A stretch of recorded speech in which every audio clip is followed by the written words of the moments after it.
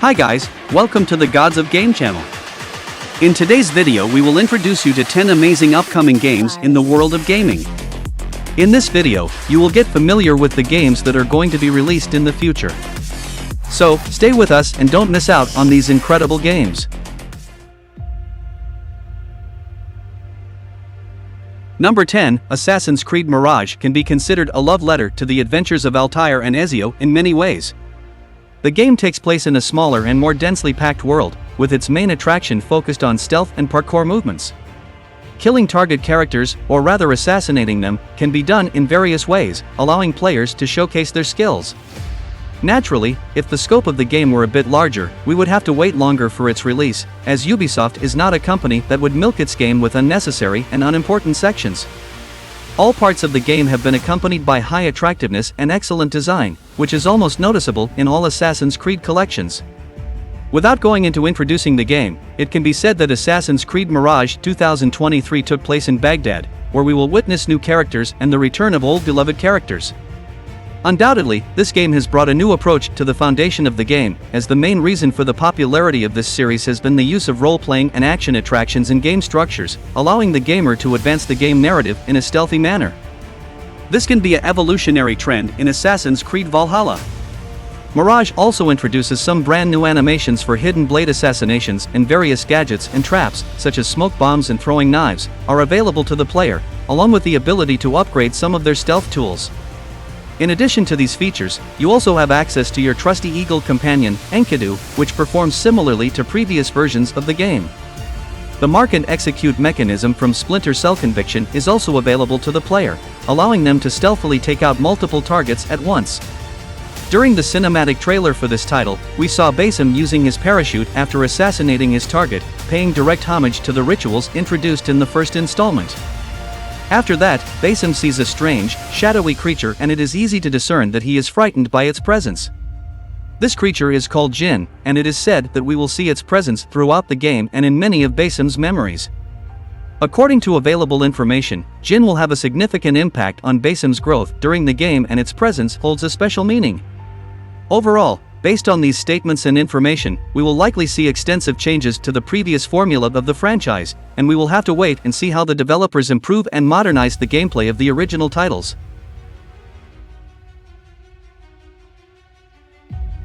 Number 9, Street Fighter 6. Capcom recently showcased some classic Street Fighter characters and new gameplay modes in a new trailer for Street Fighter 6. The trailer revealed classic characters such as Dhalsim, who can strike enemies from afar with his flexible body and literally play with fire, and Honda, who can bring down opponents with his swift and powerful attacks. Another classic character, Blanka, can use the power of electricity to damage opponents with the help of his doll, Blanka-chan. Finally, we see Ken, one of the most popular characters in the Street Fighter series, who can execute numerous Jinrai kick moves and unleash the Dragon Lash kick for more devastating attacks. Capcom also revealed new details about a single-player story mode called World Tour. In this mode, players control a character they create themselves and travel to various locations to fight powerful opponents. Along the way, they can meet various characters such as Luke, Blanka, Chun-Li, and Dhalsim, who will act as their masters and teach them new techniques and skills. In addition, players can visit a store to buy various outfits, which not only change their appearance but also have different effects. In the World Tour section, players can use moves such as flying kicks or Hadoukens that they learn from their masters to explore environments. They can also challenge NPCs to various fights and earn rewards for their victories. Capcom has also announced a private beta test for the game.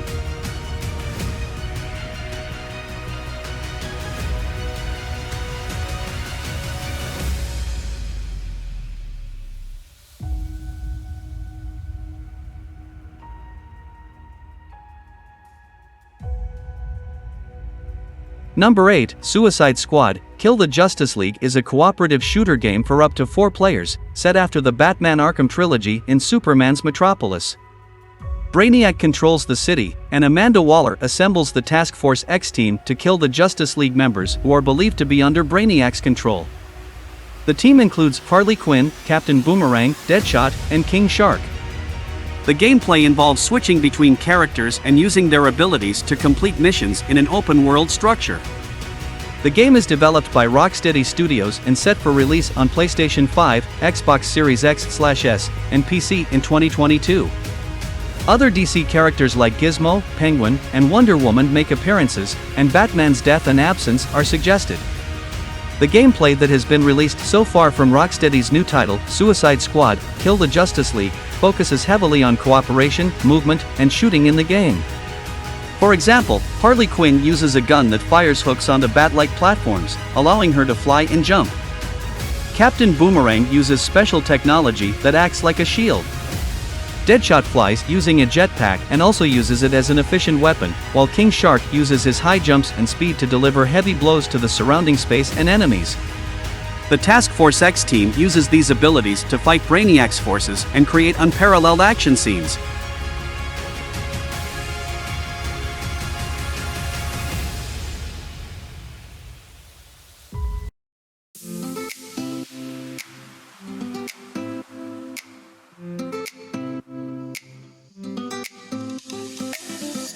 Number 7, Redfall. Harvey Smith, one of the game directors, spoke about the interaction between different parts of the gameplay in Redfall, an upcoming first-person shooter set in the open world of the island of Redfall.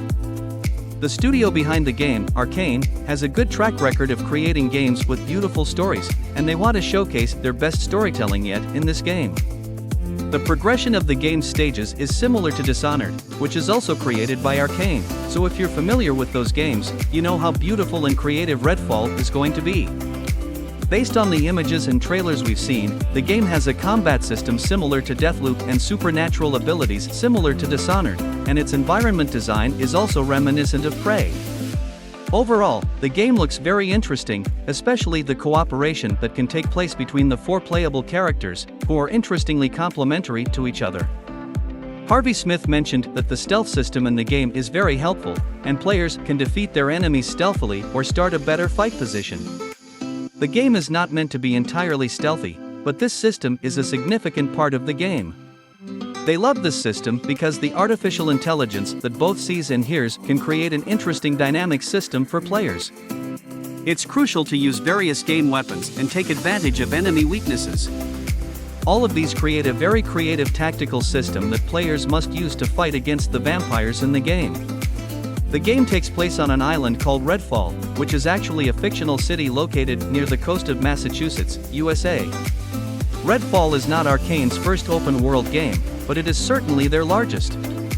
Many fans of Arcane's previous games were concerned that Redfall might not have a compelling story and could become boring and monotonous after playing for a while.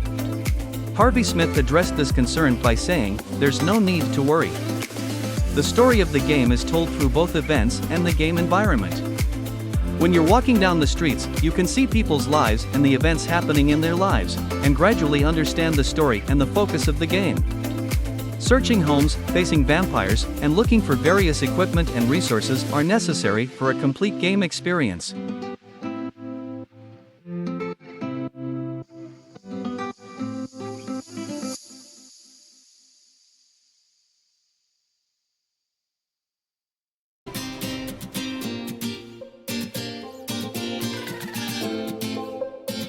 Number 6, Dead Island 2. The story of Dead Island 2 begins on an evacuated plane that saves you and a group of other survivors from the condemned and suppressed streets of Los Angeles. However, when your plane crashes, you are forced to fend for yourself and find your way through the wreckage. Your character then gets caught up in a fight with a gas-infected zombie, but you realize that you will not turn into one of them. Now, you must find a way to save the other survivors, navigate a deserted city, and rescue your entire crew. Everything we love about the first version has been improved and expanded in Dead Island 2. To start, the game map is divided into what the game director describes as zones. The combat system itself focuses on action and hack and slash elements, but this experience has evolved significantly since 2011.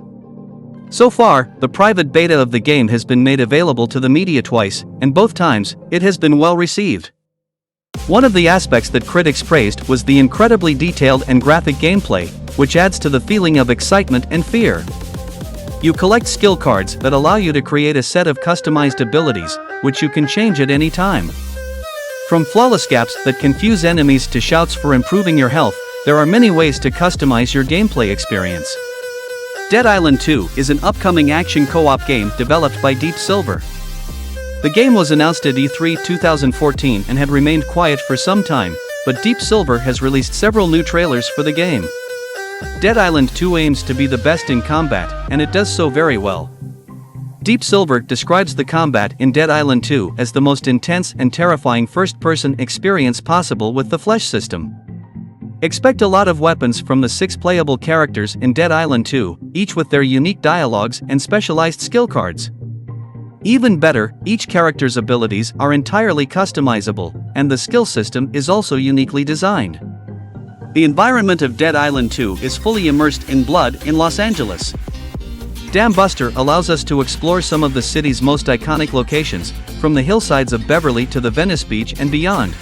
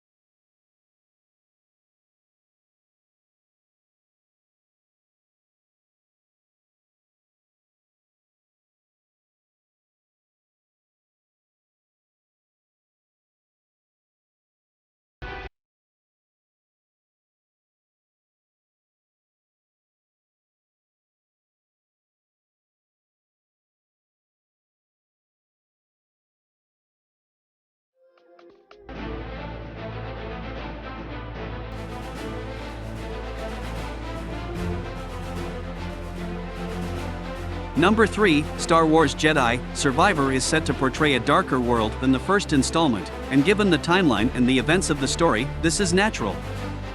5 years have passed since the previous events and Cal has become a separate Jedi and has greater mastery over his powers and abilities. Not much is known about the details of the game's story and its progression, but we do know that the Empire is increasing its pressure on the survivors, especially Cal, and is determined to execute Order 66 in any way possible.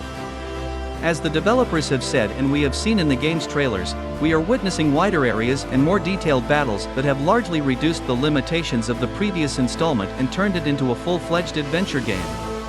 The game's environments have expanded, and now we can use various vehicles to travel between planets or tame strange creatures in the game and ride them.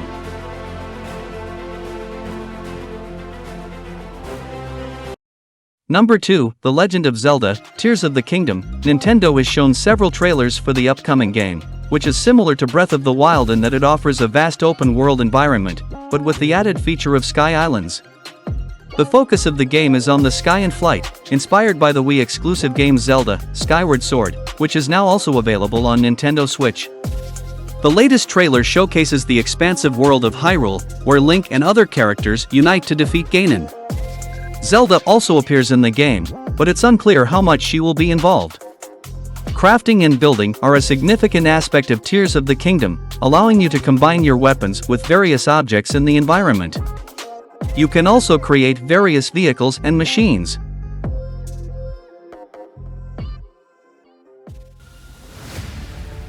Number 1, Diablo 4. First of all, I think Diablo 4 looks like it's shaping up to be an amazing game.